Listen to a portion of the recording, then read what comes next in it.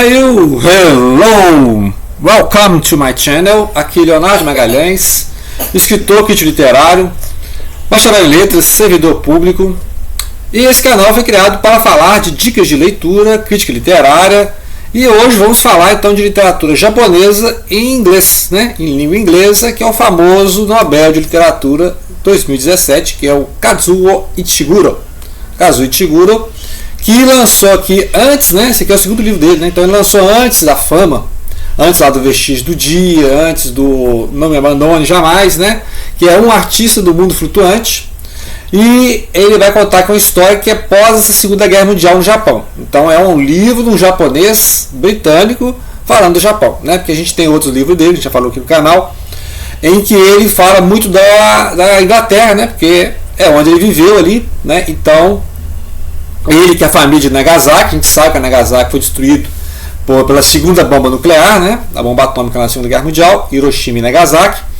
Então ele conta muito esses dramas, e aqui ele vai contar um drama do que aconteceu com o Japão depois da rendição, né? A rendição foi quando eles assinaram lá, né, a derrota com os Estados Unidos, né, durante a Segunda Guerra Mundial. E aqui nós temos uma voz de um artista aposentado, né, e ele vai contar então o que aconteceu, né, como é que é a vida dele antes e depois, durante e depois da guerra, né? Então a história está em 48, vai até os anos 50, e ele vai contando então como é que o Japão se militarizou, se tornou uma potência militar, invadiu ali vários países do sudeste da Ásia, né? Chegou ali até o norte da China, chegou até a fronteira da Índia, né? Chegou até a fronteira da Índia ali o Japão, e foi bloqueado pelas tropas britânicas, né? Então assim, é um livro que não estava na minha lista de leitura para 2025. Eu pretendo reler o Norwegian Wood do Haruki Murakami, né? Nós estamos esperando ganhar o Nobel, até hoje não ganhou. Então nós estamos esperando aí o Haruki Murakami ganhar o Nobel, e aí reler o Norwegian Wood, que é eu acho um dos melhores livros que eu li, né? Que eu não li todos os livros do Murakami, mas o Kazuo Ishiguro ali então, O Vestígio do Dia e Não Me Abandone, né? Never Let Me Go. Esse livro aqui vai lembrar muito o Vestígio do Dia, porque é um senhor de idade, né? O senhor, igual lá no Vestígio do Dia, é um mordomo em primeira pessoa, com seus diários, contando a vida dele nessa profissão de mordomo. Aqui nós temos um artista, né? O artista que está contando a vida dele, e aí ele começa a história com o nome dele, eu nunca lembro o nome dos personagens, né? Esse aqui é o Masuji Ono. Masuji Ono. Então o Masuji Ono, ele tem duas filhas, né? Então aqui quando começa a história, ele está contando a história de como das suas filhas, né? Tem uma filha mais velha casada, tem um filho, né? Já tem um neto, e é uma filha que vai casar. E aí mostra todo o processo de casamento, né? Vai escolher o marido, né? A família do marido fica investigando a família da esposa e vice-versa. E aí teve um casamento marcado, a filha teve um casamento marcado, e esse casamento não aconteceu, né? Vai entender por que não aconteceu esse casamento, a família do noivo desistiu. E aí ele vai contar a história da casa, né? A casa, que é de uma família muito tradicional, e aí eles venderam a preço de banana. Então ele desde que ele mantivesse a casa, né? Ele tem que manter a casa e tal. E vai contando a história dessas famílias que eram até prósperas antes da guerra, né? Com aquele avanço de prosperidade ali do Japão, mas com os custos de guerra e com a derrota, né? Então muita gente faliu, muitas casas, muitas famílias tradicionais faliram. E ele vai contando a história da boemia das cidades, artistas, né? Então, os bares que ele frequenta, então ele vai contando cada um do bar. Também que teve uma falência, então, né, ela tem que manter aqueles clientes que ela tem ali. E os bares são frequentados então por esses artistas, jornalistas, né, pessoas que estão ali. E muitas dessas pessoas não podem falar muito do passado, porque apoiaram o antigo regime ali, que foi derrotado na guerra, né? Então muita gente ali fica elogiando o general, e ela fala assim, não fica falando muito desses generais aí, não, porque esses generais foram condenados, porque realmente teve muito criminoso de guerra, né? Inclusive muitos soldados japoneses foram mantidos até os últimos dias de guerra, e muitos não se renderam, né? Tem vários livros de literatura japonesa, filmes também, que eles não se rendiam. Então muitos morreram, jamais voltaram para casa, né? E aqueles que foram capturados e voltaram para casa eram desprezados pelos japoneses, né? Então era um código de honra que eles, né, não fossem capturados. Aqueles que foram capturados e mandados de volta sofreram um processo de vergonha nacional, né? Então, essa questão do código de honra samurai. E aqui tem a cena do neto brincando, né, como o Zorro, tal, cavaleiro lá, o Zorro mexicano, né? E aí o avô fica assim, mas né, a gente achando, né, que ele estava ali brincando de samurai, né, de guerreiro japonês. Na verdade já mostra uma americanização, né? Porque o seriado do Zorro, tal, um herói ali do Novo México e tal, do México, né? E o avô nem sabia o que era, né? E aí o que era a referência japonesa? Era o filme do Godzilla, né? O filme do Godzilla e aqueles filmes de monstros, né? Tal. Então é interessante que a narração, né? Mostra então que esse velho aposentado, que é o artista aposentado, o artista do mundo flutuante, ele já está um pouco já defasado em relação a essa aculturação que vai acontecendo.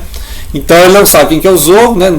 Não sabe nada de Velho Oeste, e o padrão de cultura dele é o padrão dos samurais, né? Então toda aquela exacerbação da cultura nacional japonesa, né? Então basta ver os autores aí que mostram isso, que teve uma verdadeira lavagem cerebral para formar esse japonês guerreiro, né? O símbolo do samurai, o samurai que nunca se entrega, né? Então ele vai contando a história então, dessa casa, a casa onde ele viveu, as filhas, né? Uma filha já casada, a filha mais nova, que agora a gente vai ver como é que ela vai casar, ela que espera esse casamento, está ficando para titia, né? Então, será que a filha está ficando para titia? E eu destaco então que ele vai o forma de narrador, né? Que ele vai contando em flashbacks a história, então ele está falando uma coisa, aí ele lembra de outra, lembra dos amigos que ele ajudava lá antes da guerra, né?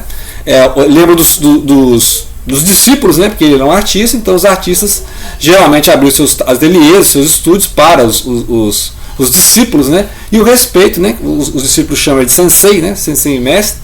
Então ele ajudava a família dos discípulos, conseguia, né? Antes de aposentar, ele conseguia cargos lá, tinha influência, conseguia posições, e aí os discípulos, né? Os irmãos dos discípulos iam lá, né? Que honrado, né? Assim, né? Então eles seguiam ele, então ele demonstra que ele tinha um status social, mas ele nunca foi rico, né? Ele nunca foi rico, então por isso talvez ele não consiga casar as filhas dele com quem ele está querendo, porque apesar de comprar a casa de uma família tradicional, ele fala: eu nunca me preocupei com o status social, nunca tive essa preocupação, mas ele percebe que talvez esse seja o motivo de o outro casamento da filha mais nova não ter sido bem sucedido, né? A família não ter reconhecido, né? Interrompido o processo de casamento, porque é isso, é um processo de casamento, né? Não sei se no Japão é assim ainda, mas há uma negociação entre as famílias para casar os filhos, né? Então, não sei se tem namoro e casamento, né? Você namora previamente, noiva e tal, noivado, né? Porque esses povos asiáticos têm essa questão mesmo de definir casamento, as famílias se reúnem e fazem um acordo pré-nupcial e tal, não tem essas questões aí. Mas aí você vai ver o que ele fez durante a guerra, né? Ele apoiou os generais, ele apoiou a guerra, né? O que ele fez durante a guerra? Será que ele tem algo a esconder do que ele fez durante a guerra? Então ele vai contando essa história, primeiro da família, né? Depois da profissão, o meio cultural que ele vivia, o que aconteceu com esse meio cultural, o que aconteceu com esses artistas, né? Esses bares se esvaziaram, a vida boêmia acabou por causa da guerra, né? As ruínas da guerra. Então você vai andar pela cidade vendo lá, né? O que sobrou das casas, os prédios que foram demolidos, né? Então tem uma verdadeira as marcas da guerra, assim como você fala lá na Europa, né? Depois da guerra, você vê Berlim lá, você vê a cidade de Colônia, várias cidades que foram arrasadas pela guerra, né? Então isso aqui é um padrão, assim, a paisagem japonesa, o panorama da paisagem japonesa pós Segunda Guerra, né? Então eu acho o importante de ler é isso. É um contexto de época, vai contar o que aconteceu com o Japão, esses artistas, né, que os artistas cooperaram com a guerra, os artistas resistiram à guerra, os artistas foram cooptados para a guerra, né? Muitos foram convocados à força, né, porque o Japão estava precisando de soldado, e também a questão da linguagem, né, a linguagem que ele vai usar depois no Never Let Me Go, né, e no Vestígio do Dia, que é essa linguagem de primeira pessoa em que a pessoa vai procurando camadas dentro de si na sua memória. Então eu percebi esse padrão. É um estilo autoral? Possivelmente esse é o estilo autoral, porque eu já vi então em 3 livros, né? Ou seja, a primeira pessoa é que ela vai recuperando camadas de memória do seu passado, e você vai descobrindo, começa a história no presente e ele vai voltando no tempo, né? Acontece assim nos outros livros que eu já recomendei aqui, que é o Vestígio do Dia, A Vida do Mordomo, e Never Let Me Go, que é a vida de um internato de crianças ali, né, jovens, que você vai descobrir para que eles servem, para que eles são, né, para que eles existem, que internato é esse, e você vai ver uma das ex-internas, né, estudantes, e que vai contando essa vida, né, que aconteceu com eles e tal, né. Ela vai viajando pela Inglaterra e vai contando o passado. Então é um padrão que eu vejo. A narrativa em primeira pessoa funciona por isso, né, porque você vai Essa melancolia, né, quando você fala do passado, você pode perceber que personagens, né, o Proust, né, que é uma pessoa mais de idade, falando do passado, tem sempre um tom melancólico de perder momentos importantes, perder oportunidades, gostaria de repetir, arrependeu de certas coisas que fez ou não fez, né? Então é um tom melancólico porque é uma pessoa assim, né?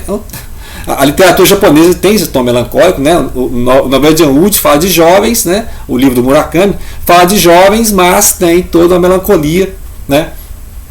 Do que o livro do Murakami é o mais melancólico. Então, o Kazuo Ishiguro, esse livro é tão melancólico quanto o Vestígios do Dia, que eu já achei melancólico, né? Então aqui a voz do artista aposentado, assim como a voz lá do mordomo aposentado, né? Lá no Vestígios do Dia. Então, fica a dica de leitura, né? Se eu, né, encontrar mais alguma coisa interessante do livro, vou comentar, faço a parte 2, parte 3, né?